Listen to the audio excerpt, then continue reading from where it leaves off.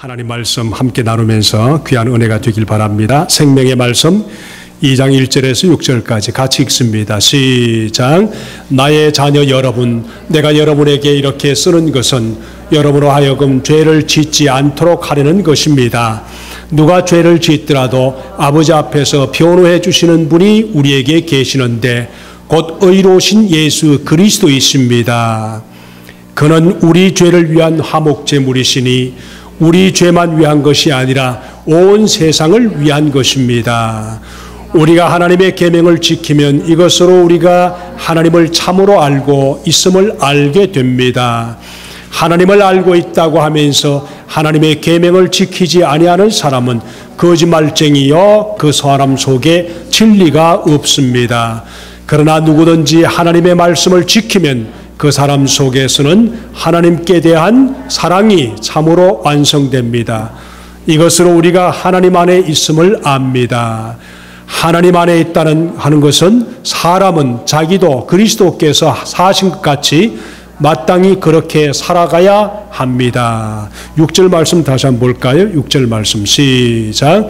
하나님 안에 있다 하는 사람은 자기도 그리스도께서 사신 것 같이 마땅히 그렇게 살아가야 합니다. 하나님의 말씀이었습니다.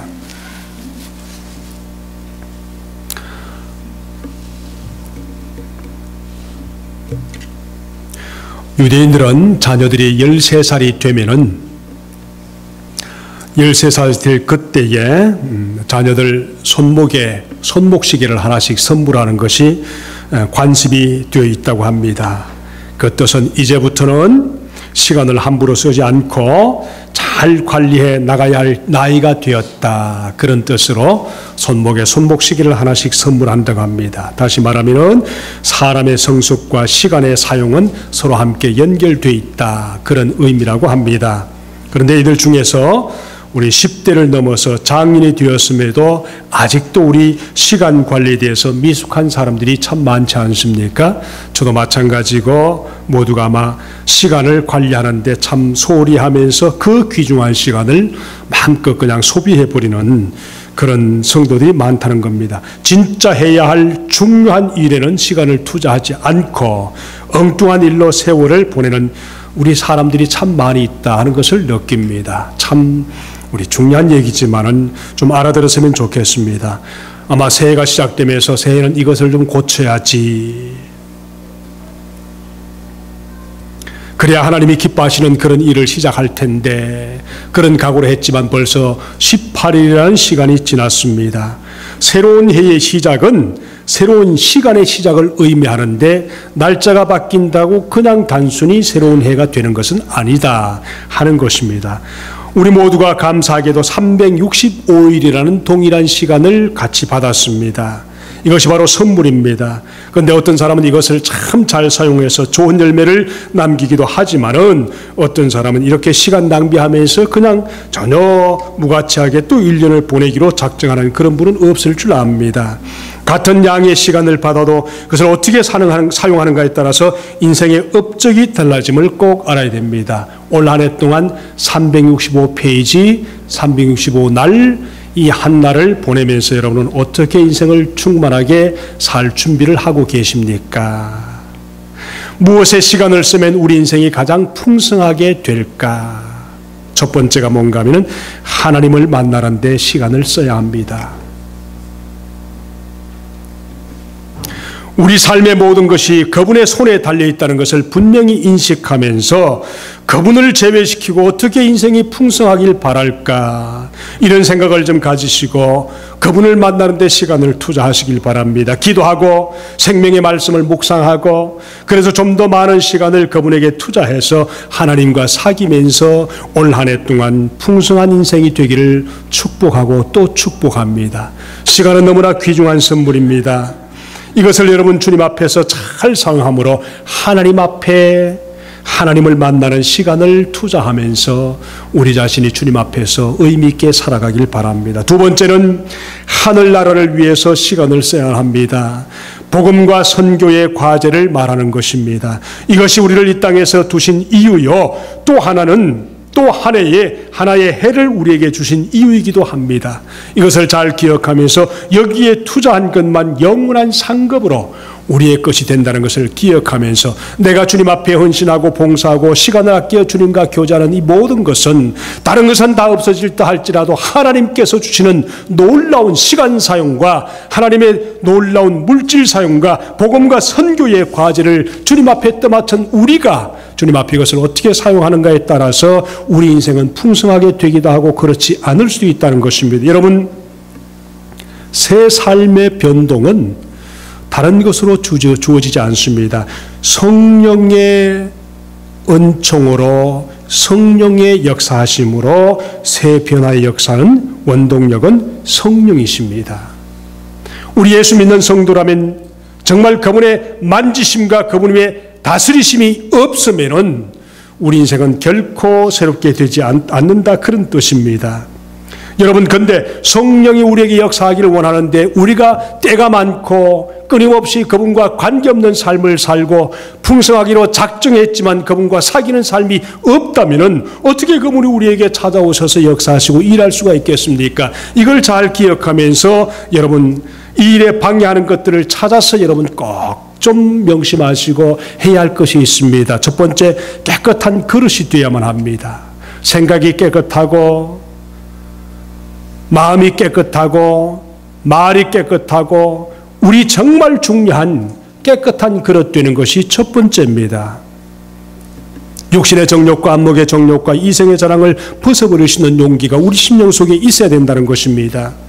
새 생명을 가진 성도라면 이 깨끗한 마음을 가지기 위해서 끊임없이 노력해야 된다는 것입니다. 두 번째는 우리가 지난번에 말씀드린 것처럼 가지치기를 해야 됩니다. 수많은 시간에 우리가 다 투자할 수가 없습니다. 정말 중요한 것에 투자하기 위해서, 정말 성공하기 위해서, 승리하기 위해서, 영적으로 새롭게 살기 위해서 우리는 삶의 시간에 중요하지 않은 것에는 가지치기를 해서 없앨 것은 없애버리고 집중할 것은 집중을 해야 된다는 것입니다. 또 한 가지는 뭘까요? 절제입니다. 우리 삶에 절제가 없는 삶을 산다면 아무리 오래 살아도 우리에게 주어지는 것은 없습니다. 이것을 끊임없이 우리에게 도전하는 그 무리가 있습니다. 그게 뭔가요? 사탄의 계획입니다. 우리를 주님 앞에 나가지 못하게 하는 사탄의 계획이기도 하지만은 또 하나 더 중요한 것은 우리 삶에서 끊임없이 되반복되는 실수입니다. 실패입니다. 좌절입니다. 이것이 죄라는 명목으로 우리에게 찾아옵니다. 그래서 오늘 이 말씀을 우리에게 하시는 말씀이 하나님께서 왜 이 말씀을 하셨는가? 왜 우리가 인생에 도둑맞고 왜 그렇게 끊임없이 좌절하고 실패하고 넘어지고 끊임없이 그래 하는가? 오늘 이 말씀에 그럴 때마다 우리에게 주님께서 하시는 말씀이 있습니다. 그 실패와 좌절, 끊임없는 좌절과 영적인 공격에서 우리가 해야 할 것이 뭔가 하면은 우리가 생명을 나누고 우리를 위해서 죽으신 예수 그리스도라는 그분이 우리 삶의 대언자로 우리 앞에 있다는 것을 기억하시고 대언자이신 예수 그리스도께 나가서 그분에게 끊임없이 우리 자신을 항복해 가는 것입니다. 한번 따라할까요? 대언자가 계시다. 한 번 더 하십시다. 대언자가 계시다. 그렇습니다. 오늘 이 1절의 말씀 보니까 나의 자녀들아, 좀 더 말하면 나의 자녀 여러분, 성숙한 사람이 주님 앞에서 불러주는 말씀인데요. 성도들을 향해서 부르는 이 귀한 나의 자녀된 여러분, 하나님이 그렇게 부르고 계십니다. 성도를 향해서 부르시는 하나님의 음성입니다. 아니, 좀 더 구체적으로 말하면 요한이라는 사도가 교회 안에 모여서 신앙생활하는 하나님의 성도들에게 나의 자녀된 여러분, 그렇다면 이 할아버지 뻘 되는 요한이 왜 자녀라 그렇게 불렀을까? 파이디온, 그런 뜻인데 이 파이디온이라는 말은 참 부드러운 마음으로 부드러운 음성으로 부르는 그런 놀라운 은혜입니다. 남자가 이렇게 부드러운 마음과 말로 불러준다는 그 자체가 이상합니다. 사실은요. 우리가 너무나 잘 아는 것처럼 남자 여자가 만나서 연애하고 결혼하기 위해서 남자가 애쓰를 그때는 남자들이 미쳐 있다는 거예요. 불가능한 그것이 남자에게 들어와서 그때 남자에게서 전혀 없던 호르몬이, 사랑의 호르몬이 남자를 미치게 해서 전혀 남자의 원래 상태가 아닌 그것으로 다가와서 남자가 부드러워지고 그렇게 여자에게 잘해주는 것은 그때 잠깐 이성을 잃어버리기 때문에 그렇게 할 수 있겠다는 겁니다. 결혼하고 조금 지나서 아기가 생기고 그렇게 하면 계속 되는 사람도 있지만은 거의 대부분의 남자들은 다시 남자의 본래의 자세로 돌아간다는 겁니다. 그것을 우리가 좌절해서 여자들은 저런 놈이 다 있나 그렇게 하면서 시작한다는 것입니다.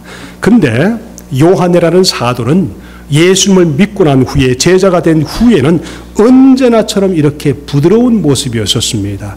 요한이 누굽니까? 천둥번개 같은 성격을 가진 사람이라고 예수님이 말씀하셨습니다. 너는 천둥번개인데 이제는 너가 나의 제자가 되었다. 사랑의 사도가 될 것이다. 그러니까 요한이라는 사람이 우리 성도들 향해서 부르는 것이 자녀된 여러분, 그렇게 부드럽게 불러준다는 것입니다. 전후좌우를 잘 보면 요한이라는 사도는 끝까지 이처럼 부드러운 신앙생활을 끝까지 경주했습니다. 그리고 인내가 풍성하게 마지막까지 그렇게 살았던 사람입니다. 부르신 이유가 뭘까요? 이렇게 불러주신 이유가 뭘까요?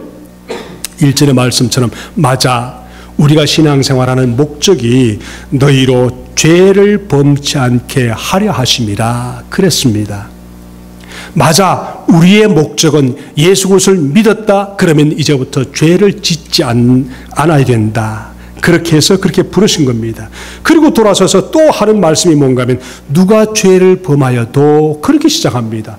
죄를 짓지 말라. 죄 지으면 하나님의 사랑이 그 속에 없다. 죄 짓는 사람은 성도가 아니다. 그렇게 끊임없이 얘기하면서 그 다음에 누가 죄를 범하더라도 너희 속에 대언자가, 중보자가, 막아주는 사람이 있는데 그분이 예수 그리스도라. 여러분, 이 말씀을 잘 보면서 여러분이 말씀을 조금 더 심도 있게 듣기 위해서 이 말씀을 잘 보시기 바랍니다. 자, 이렇게 말하는 이유가 뭘까? 여러분, 성경을 왜 하나님이 사도들을 통해서 우리에게 써서 주셨을까요? 그 원인이 물론 여러 가지 이유가 있지만 그 중에 큰 원인 중에 하나가 뭔가 하면 복음을 왜곡시키는 거짓 교사들이 예수 믿는 사람들 속에 들어와서 그 사람들이 신앙을 바꾸어 놓기 때문에 그들의 신앙을 바로잡기 위해서 성경 말씀이 쓰여서 우리에게 주어진 것입니다. 만약에 성경이 우리에게 없다면 오늘 우리의 신앙은 완전히 무당 이상 가는 그런 신앙이 되었을지도 모르겠습니다. 그래서 중요한 것은 거짓 교사들, 이단들 때문에 예수님의 복음을 바로잡아서 우리가 바로 실망하지 않고 살아갈 수 있도록 위해서 우리에게 도전해 주시는 것인데 오늘 이 말씀 보세요. 이 요한 1서도 마찬가지로 거짓 교사들이 뭐라고 했는가 하면 거짓 교사들은 1장 8절에서 그렇게 말했습니다. 우리가 죄가 없다. 예수 믿으면 우리가 죄가 없기 때문에 그 다음 우리가 더 이상 죄를 짓고 살아도 전혀 무관하다. 여러분, 심각하게 안 들릴지 모르지만은 예수 믿는 성도들 중에 예수 믿고 난 후에 더 타락한 사람이 많습니다. 내가 영적으로 구원받았기 때문에 이제는 더 이상 육신은 아무렇게나 사용해도 된다. 꽤 많은 사람들이 있습니다. 그 중에 하나가 뭔가 하면은 회개하면 되니까 또는 뭐 어떻게 그 고해 성사를 하면 되니까 그런 것도 있지만은 이제는 구원받았기 때문에 더 이상 무슨 짓을 해도 영원히 하나님과 떨어지지 않는다. 이런 이단들이 오늘도 많다는 것입니다. 여러분, 오늘 말씀에 1장 8절에 죄가 없다. 그런데 말하면은 우리는 그렇게 되면 자기를 속이는 것이요. 반대로 얘기하겠습니다. 이단들은, 거짓 교사들은 예수 믿어서 용서받았기 때문에 더 이상 죄가 없다. 거기까지는 많은데 그래도 여전히 우리가 죄를 짓고 있습니다. 근데 요한은 자기를 속이는 것이, 우리가 죄가 없다면 자기를 속이는 것이다. 9절의 말씀 볼까요? 우리가 죄를 자백하면 하나님은 신실하고 의로우사. 근데 보십시다. 거짓 교사들은 예수 믿었으니까 더 이상 이제는 죄가 없다. 마음대로 살아도 된다. 9절의 말씀 보니까 하나님이 요한을 통해 우리에게 주시는 말씀은 우리가 죄를 지으면 자백하라. 전혀 반대가 되지요. 10절의 말씀 보세요. 거짓 교사들은 우리가 죄를 지은 일이 없다, 그렇게 말한다고 합니다. 예수 믿었으니까 내가 아무리 어떻게 살아도 나는 더 이상 죄인이 아니기 때문에 괜찮다, 그렇게 말합니다. 근데 2장 1절에 와서 보니까 나의 자녀 여러분, 내가 여러분에 이렇게 쓰는 것은 맞아요. 여러분으로 하여금 죄를 짓지 않도록 하려는 것이 맞습니다. 더 이상 죄를 짓지 않도록 하는 것이 예수 믿는 성도들의 목표가 맞습니다.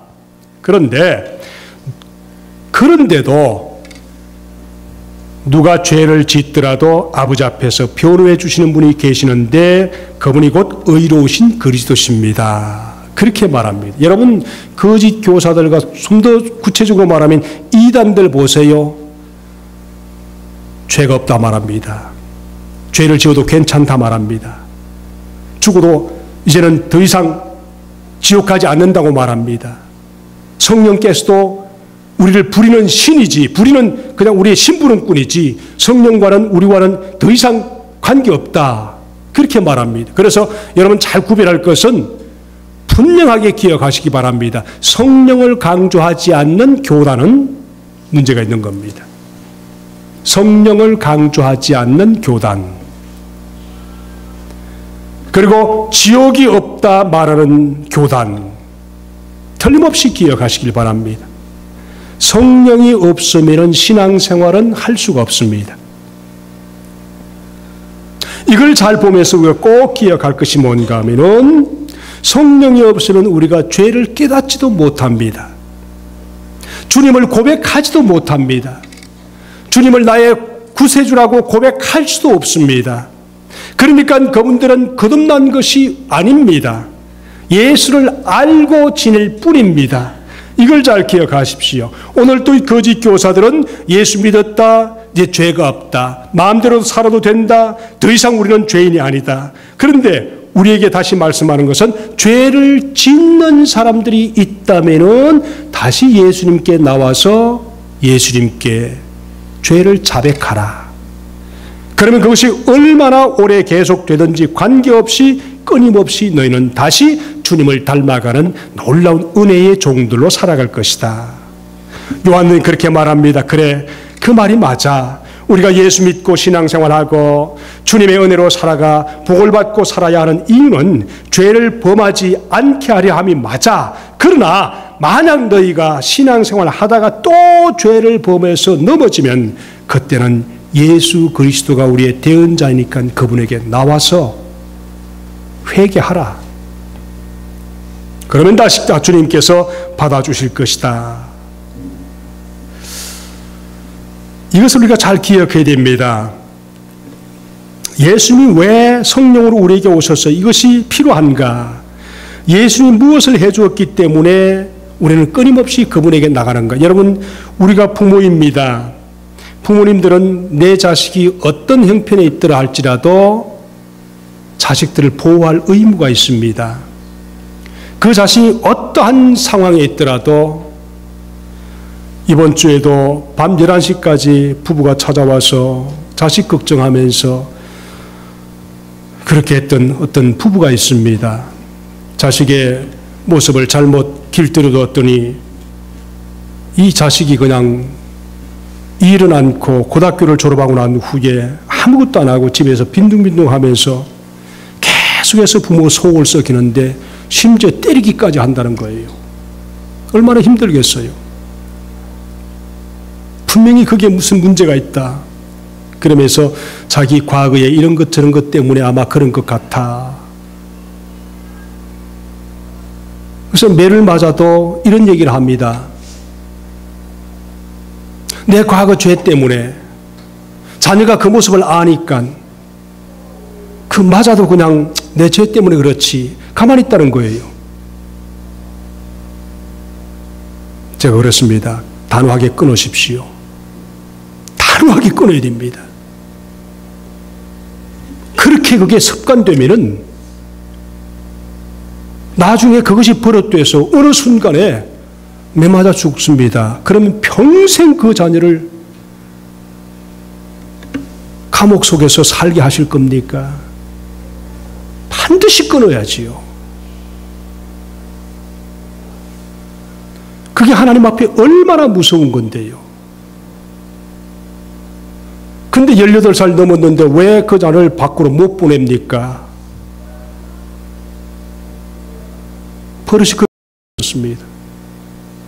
그런데도 그 부모님은 온 힘을 다해서 그 자녀를 위해서 그래도 부둥켜 안고 살아가려고.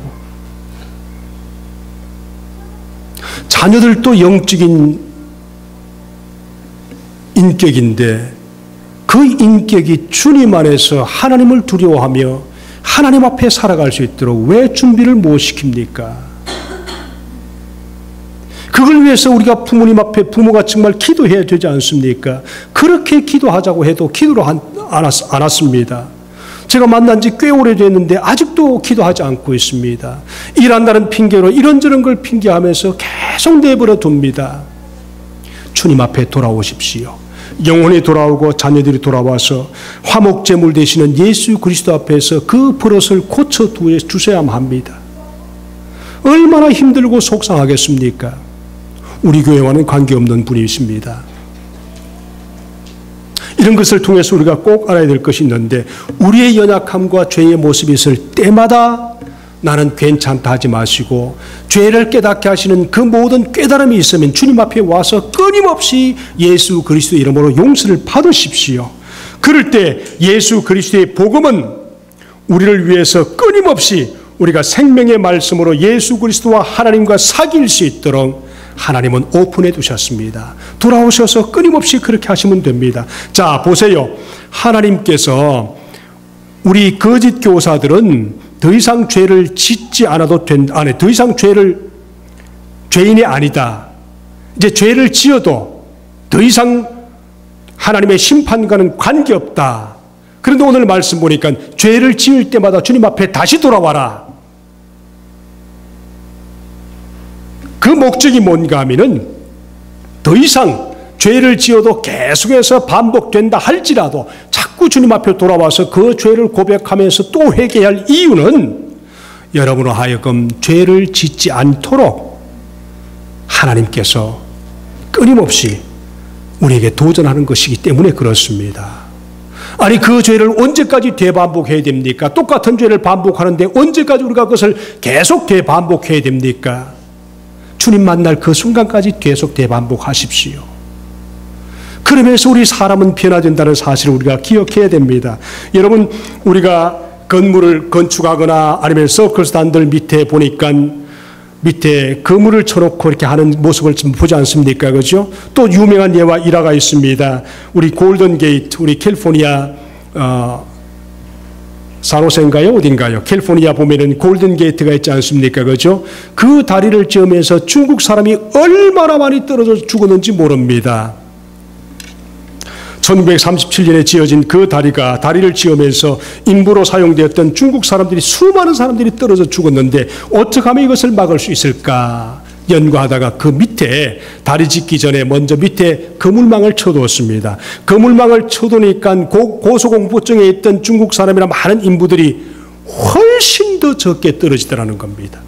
그 이유가 뭔가 하면은 내가 떨어져도 이제는 죽지 않는다 하는 것 때문에 안심이 되어서 마음껏 일하고 정말 더 열심히 일할 수 있도록 그렇게 됐다는 겁니다. 우리가 주님께서 죄를 지어도 끊임없이 주님 앞에 돌아오게 하시는 이유가 뭡니까? 끊임없이 회개하도록 만드신 이유가 뭡니까? 하나님이 예수 그리스도를 통해서 우리를 바쳐주시기 때문에 그렇습니다. 믿습니까? 이것을 우리가 이해하지 못하면 주님 앞에 돌아와서 정말 체면이 있습니다. 하나님, 나도 체면이 있거든요. 내가 이런 죄를 이렇게 많이 지었는데 어떻게 다시 돌아갑니까? 미안합니다. 그리고 신앙생활을 포기하는 분이 너무 많거든요. 그게 아니라는 것입니다. 그물망을 쳐놓고 안 쳐놓고는 너무너무 차이가 많이 난다는 겁니다. 내가 떨어져도 죽지 않지 하니까 오히려 더 열심히 일하고 내가 하는 그 일에 집중해서 더 열심히 수고해도 문제가 안 생기더라는 겁니다. 10명이 떨어져 죽었다면 그 그물망을 쳐놓고는 그 정말 한 명도 안 떨어지더라는 거예요. 얼마나 차이가 있습니까? 여기에서 우리 예수 그리스도의 놀라운 사랑과 왜 그분이 나의 대언자가 되셔야 되는가 하는 것을 이해할 수가 있습니다. 기억하십시오. 예수 믿다가 좌절하고 타락하여 내가 정말 다시는 못 돌아가겠다. 나는 전도하다 보니까 나는 예수 믿는 것하고는 별로 관계가 없는 것 같아. 내가 아무리 그곳에서 과거에 있던 그 모든 습관을 끊어버리려고 신앙생활을 시작했는데 믿으면은 내가 좀 착해지겠지. 제대로 살 수가 있겠지. 확신을 가지고 믿었는데 가서 믿다 보니까 처음에는 좀 괜찮은 것 같으니 어느 정도 가다 보니까 또 똑같이 지는 거예요. 제가 이런 얘기를 들었습니다. 어느 분이요, 한국 얘기입니다. 분당에 살면서 일산까지 6개월 동안 새벽 기도를 나왔대요. 6개월 동안. 왜 그랬는가 하니까 일산의 어떤 교회가 성도들이 부흥하면서 교회를 건축해야 되는데 건축회사를 이제 찾고 있습니다. 그랬더니요, 저기 분당에 사는, 분당이 맞습니까? 저 잘 사는 동네? 네, 맞아요? 하여튼 분당인지 천당인지 모르지만 어떤 그곳에서 6개월 동안 하루도 빠지지 않고 새벽 기도를 교회에 나오더래요. 야, 그래서 담임 목사님과 교인들이, 야, 이건 진짜 신실한 분이시다. 그리고 건축업자를 그분을 선정해서 맡겼대요. 그런데 그분이 그 맡겨진 돈을 받자마자 그 다음부터는 새벽 기도도 안 나오고 튀어버렸대요. 사람이요, 자기 과거에 붙어있던 그 습관을 벗어버리기가 너무너무 힘드는 거예요.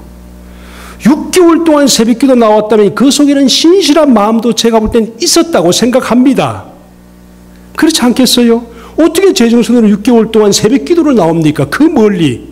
아무리 못해도 1시간 반 이상은 할 텐데. 얼마나 신실했겠어요, 그 마음속에. 딱 보는 순간에 본능으로 다시 돌아온 겁니다. 평생에 그래 살았으니까요. 우리가 예수 믿으면서도 정말 신실하게 예수 믿으면서도 정말 진실한 그 순간이 있습니다. 근데요, 습관은 무서운 것이기 때문에 또 과거로 돌아가고 싶은 본능 때문에 정말 조금만 해도 돌아갈 수가 있습니다. 그래서 이럴 때마다 우리가 정말 중요한 것이 뭡니까? 예수 그리스도가 나의 대언자로서 내가 정말 좌절하고 넘어지고 쓰러지고 또 쓰러지고 또 쓰러져도 내가 다시 붙들어야 할 그분은 예수 그리스도라는 것을 분명히 기억하면서 여러분 힘들고 좌절하고 쓰러지고 넘어지다 할지라도 다시 예수를 붙들어서 용서를 구하고 주님 앞에 돌아오시기를 주님의 이름으로 축복합니다. 이것이 우리가 내 연약함을 가지고 주님을 붙들어야 할 이유인 것입니다. 그분이 나의 대언자입니다. 참 믿는 자들은 죄를 안 짓는 자가 아니라 오늘 말씀처럼 죄를 지어도 주님 앞에 다시 돌아와서 신실한 마음으로 용서 구할 사람이 있으면 용서를 구하고 신실한 마음으로 주님을 붙들면서 정말 쓰러지고 넘어지고 나쁜 사람이라 취급을 받아도 다시 돌아와서 주님 앞에 회개하면서 다시 설 때 용서해 주시는 주님의 놀라운 사랑이 우리 삶을 고쳐나가는 것을 믿습니다. 아멘. 이것이 복음입니다. 이것이 우리를 주님께서 사랑하시는 놀라운 사랑의 표시입니다. 이걸 기억하십시오. 여러분, 그렇다면 끊임없이 이렇게 하면서 우리가 해야 할 것이 뭡니까? 자꾸 넘어지고 자빠지고 또 넘어지고 자빠지게 해야 됩니까? 두 번째가 있습니다. 그것이 뭔가 하면은 3절 4절입니다. 3절의 말씀 보세요. 우리가 하나님의 계명을 지키면 이것을 우리가 하나님을 참으로 알고 있음을 알게 됩니다. 신앙생활을 한다는 것은 하나님의 계명을 끊임없이 지키기 위해서 계명을 붙드는 것입니다. 우리를 고쳐주는 계명을 붙드는 것입니다. 이것이 뭔가 하면은 다시 말씀을 보세요. 우리가 하나님의 계명을 지키면 이것으로 우리가 하나님을 참으로 그 다음 뭐라고 그랬습니까? 알고. 계명을 지키는 사람은 하나님을 알고. 요 알고 할 때의 헬라어가 뭔가 하면 기노스코. 기노스코 이 말은 체험하면서 교제하고 사귀고 그런 뜻입니다.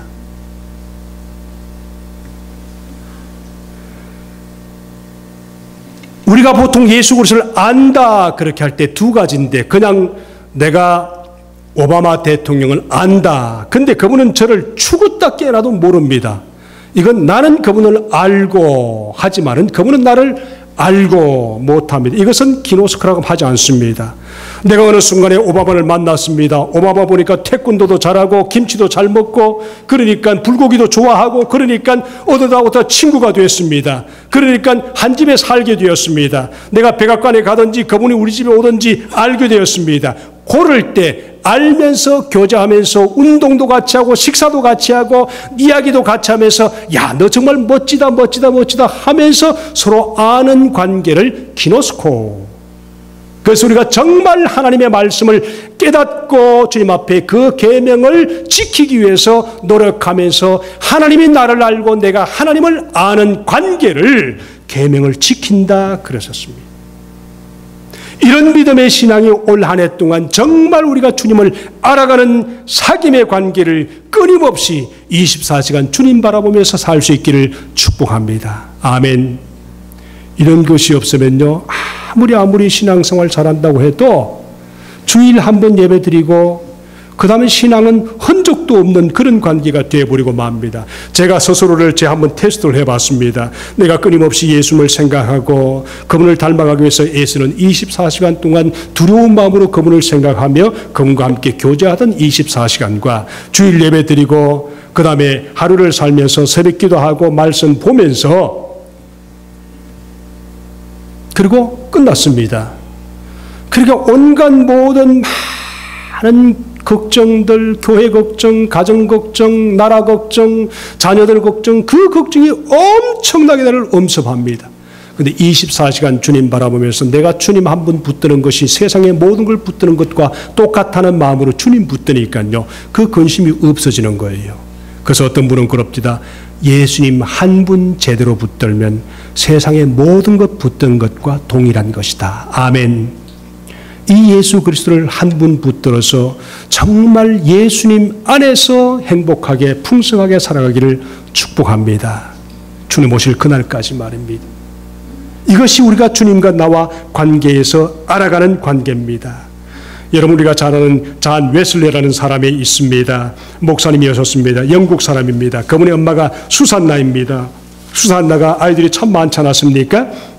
그런데 수산나가 아이들이 집을 나갈 때마다 꼭 했던 것이 있는데 성경책을 꼭 하나씩 들고 나갈 수 있도록 했대요. 그때는 뭐 말 타고 다니고 하니까 뭐 한 번 나가면 며칠씩 있지 않습니까? 성경책을 꼭 들고 나가면서 그때 꼭 해줬던 말이 뭔가 하면은 죄는 너가 이 책을 멀리하도록 할 것이다. 그러나 이 책은 너로 죄를 멀리하게 할 것이다. 그렇게 하면서 보냈대요. 죄는 이 책을 너희로 하여금 멀리하게 할 것이지만은 이 책은 너로 하여금 죄를 멀리하게 할 것이다. 그러니까 그 아들들이 그렇게 많았는데 8명이나 되는 아들들이 하나같이 기독교 역사에 빛나는 자녀들이 되었습니다. 한 사람은 찬송을 많이 작사 작곡하고 한 사람은 복음을 많이 전하고 지금도 수백 년이 지났는데 잔 웨슬리 그래 하지 않습니까? 왜 그렇습니까? 하나님의 말씀을 붙들고 생명의 말씀으로 함께 교제할 수 있는 그런 은혜가 있었기 때문에 그렇습니다. 세 번째 말씀입니다. 3절 4절 받고 5절 6절에 보시면은 5절 6절 그러나 누구든지 하나님의 말씀을 지키면 그 사람 속에는 하나님께 대한 사랑이 참으로 완성됩니다. 이것을 우리가 하나님 안에 있음을 압니다. 하나님 안에 있다고 하는 사람은 자기도 그리스도께서 사신 것 같이 마땅히 그렇게 살아가야 합니다. 이 말씀 속에 우리가 정말 주님을 안다 하는 것은 하나님을 사랑한다는 겁니다. 사랑하면 우리가 온전해진다는 것입니다. 시작하면서 말씀을 드렸지만 남자는 그냥 보통 변하는 것이 아닙니다. 사랑해야 변합니다. 우리가 주님 앞에 정말 주님을 사랑한다면 내 자신은 변화될 수가 있습니다. 사랑해야 변합니다. 우리가 하나님을 사랑하기로 작정하는 그 순간에 우리 삶은 변하게 되어 있습니다. 여러분 신앙생활 합니까? 신앙생활 한다는 것은 주님과 사귀면서 주님을 사랑하는 것입니다. 우리 속에 주님을 향한 사랑이 없다면 아무도 되지 않는다는 것이죠. 오늘 말씀 보세요. 여러분 정말 나는 죽고 예수로 사는데 안 되는 문제가 있는가? 어떤 분이 그런 얘기를 했습니다. 큰 교회에 나가는 자매가, 제가 말씀을 드렸습니다만 하소연하면서 말씀하는 그 말씀이 참 기억에 남습니다. 교회 안에서 너무 외롭다, 그런 얘기를 해 주셨어요. 큰 교회 나가는 자매입니다. 여러분 꼭 기억하십시오. 여러 사람을 많이 보는 것이 여러 사람을 많이 사귀는 것은 아니라는 사실입니다. 교회 가서 수많은 사람들을 볼 수가 있습니다만은 그 사람이 포기를 하지만은 그 사람을 다 사귀는 것은 아닙니다. 큰 교회 가도 2사람, 3사람 더 이상 못 사귀입니다. 알고 지낼 뿐이지요. 역시 큰 교회 하시는 목사님이 이런 말을 해주었습니다. 그 교회 성도들이 가끔 찾아와서 이런 말을 한대요. 그럴 때마다 너무너무 안타깝다는 겁니다. 저는요, 교인들 사이에 교회 안에서 진정으로 마음을 나눌 친구가 없다, 그런 말을 들을 때마다 너무 안타깝다, 그런 얘기를 한대요. 그 큰 교회에 와서 정말 교회 안에서 사귈 친구가 별로 없다, 그렇게 말한대요. 그 큰 교회에서.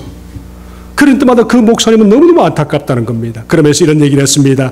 같은 교인들이, 이렇게 많은 교인들이 정말 초등학교 동창이나 군대 동기만도 못하단 말입니까? 그렇게 군대 동기만도 못한 이유가 무엇입니까? 친교의 시간이 부족했습니까? 아닙니다. 단 하나 이유입니다. 하나님 나라를 위해서 여러분이 정말 주님 앞에 군사로서 사명과 관계없이 신앙생활하면 그럴 수밖에 없습니다. 우리 교회 안에서 함께 교제하는 것은 우리의 삶과의 관계도 있지만은 정말 필요한 것은 우리가 하나님의 사명을 가지고 함께 힘을 합쳐서 한 목표를 향해서 행동할 그때에 우리가 외롭지 않은 것입니다. 사람을 무작정 사귀기 위해서 그게 아니라는 것입니다. 그래서 교회는 초등학교 동창이나 군대 동기보다 훨씬 나아야 하는 이유가 있다는 것입니다.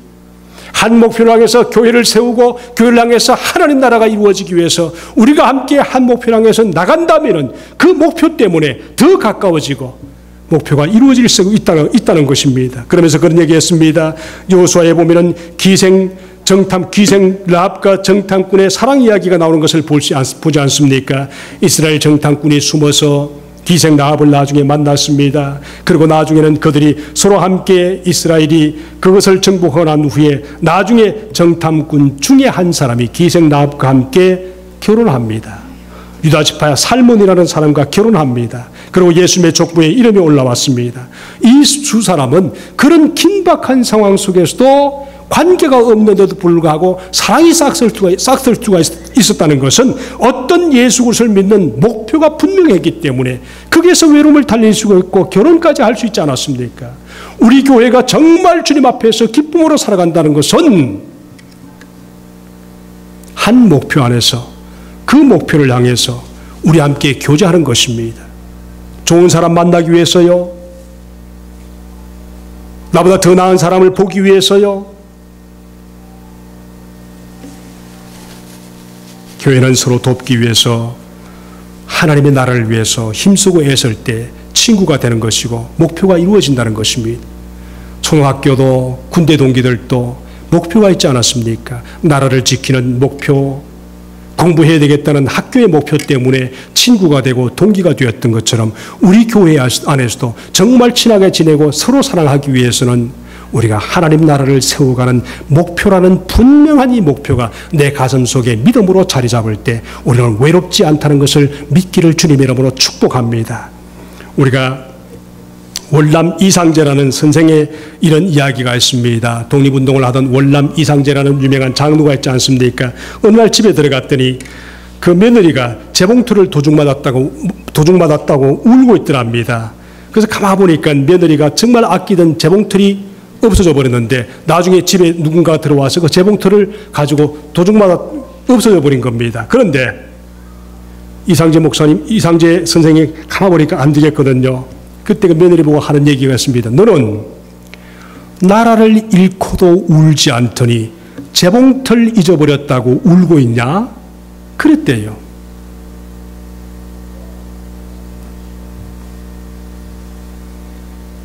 하나님 나라를 위한 우리의 마음이 사랑으로 믿음 안에서 싹튼다면 우리가 왜 믿음으로 안 자라겠습니까? 왜 하나님 앞에 놀라운 은혜와 하나님의 놀라운 사랑이 없겠습니까? 저와 여러분이 주님 안에서 함께 만나게 하신 그 모든 이유는 단 한 가지입니다. 주님 나라 위해서 내가 쓰임받도록 함께 힘써가자. 아멘, 아멘.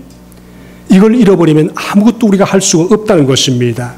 여러분 기억하십시오. 2015년도는 우리가 기도하면서 믿음으로 꼭 쓰임받기를 원합니다. 하나님 여러분 꼭 부탁을 드립니다. 기도 모임에 동참하시고 서로 함께 일을 하고 애를 써서 주님께 영광을 드리길 바랍니다. 지난주에 제가 이메일로 성도들한테 이메일을 보내고 이메일이 없는 분들은 편지를 보냈습니다. 편지 받으신 분 계세요? 편지를 제가 꽤 많이 써서 보냈습니다. 주소 쓰는 것만 해도 저한테는 보통 일이 아닙니다. 근데 다 주소를 써서 보냈습니다. 오늘 9시 반까지 와서 우리의 연합기도 하면서 우리 한번 믿음으로 영적인 도전을 하십시다.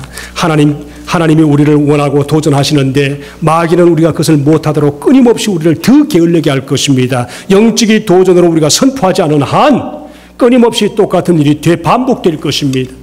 우리 한번 영적으로 도전하십시다. 그리고 일어서십시다. 그리고 우리 하나님 나라를 위해서 우리 애쓰십시다. 몇 명 안 나오셨어요.